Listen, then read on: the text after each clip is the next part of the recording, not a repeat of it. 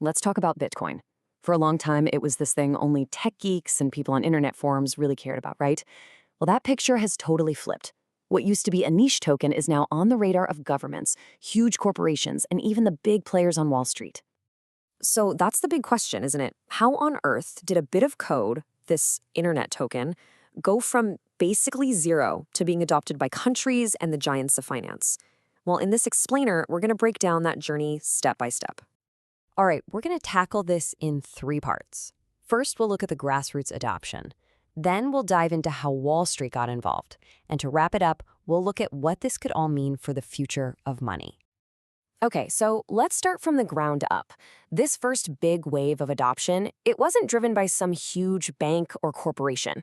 Nope, it was regular people and one really forward-thinking country who started using Bitcoin to solve actual everyday problems. We're talking everything from buying a cup of coffee to, protecting their entire life savings. And this was a huge moment. Back in 2021, El Salvador did something pretty wild. They made Bitcoin legal tender, an official currency. All of a sudden, you could use it for, everything. Paying your taxes, buying food, grabbing that morning coffee.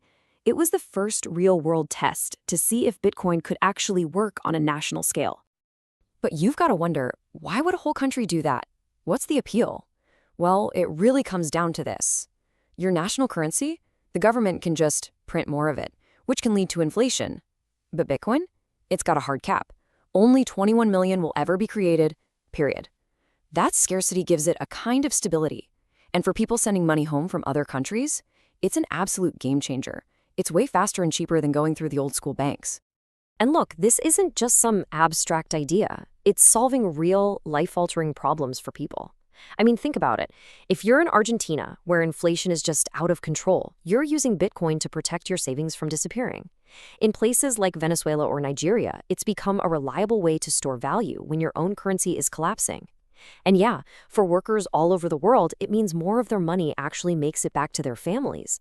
Now that it's built into apps like Cash App and PayPal, it's literally at people's fingertips.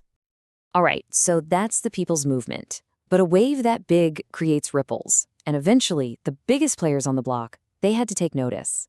So let's talk about phase 2, the arrival of Wall Street and big corporate money.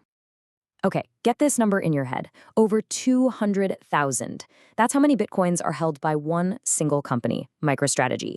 And this isn't them just playing the market. It's a core belief.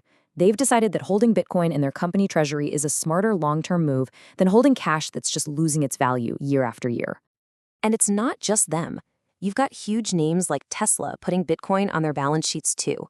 But then you have companies like Block, you might know them as Square, who are taking it to the next level.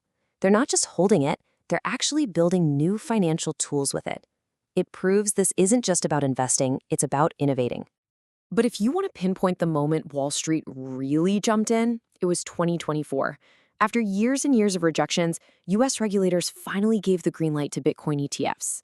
And that changed everything. It was like building a superhighway connecting traditional money to Bitcoin. All of a sudden, anyone with a regular investment account could buy in, and boom, the floodgates opened. We're talking billions of dollars pouring in, giving Bitcoin a whole new level of legitimacy. So we've got regular people, we've got a whole country, and now we've got Wall Street. They're all in. The big question is, what happens next? Where is all this heading? Let's explore what the future could look like. And look, this isn't some crazy sci-fi movie. This is a real potential path forward, and we're already seeing the first steps. I mean, if one country can make it legal tender, why couldn't others start holding it in their national reserves? If companies are building services on it, what's stopping them from paying their international teams in Bitcoin? You follow that logic, and you could end up in a world where Bitcoin is the go-to currency for settling massive global trades. All of this really boils down to one key idea, this concept of a digital safe haven. And what's a safe haven? It's just something you trust to hold its value when the rest of the economy gets shaky. For forever, that safe haven has been gold, right? It's physical. You could hold it. People have trusted it for thousands of years. But now, Bitcoin is really starting to look like the modern version of that. It's digital, it's scarce, and its real superpower. When banks have a meltdown or a currency crashes, the Bitcoin network, it doesn't even notice. It just keeps on ticking 24/7, no matter what. So if there's one thing to take away from all of this, it's this. Bitcoin isn't a niche hobby anymore. It's going global. The adoption is picking up speed and it's happening everywhere at once, with regular folks, with big companies, and even with governments. And that leaves us with one last big question to think about.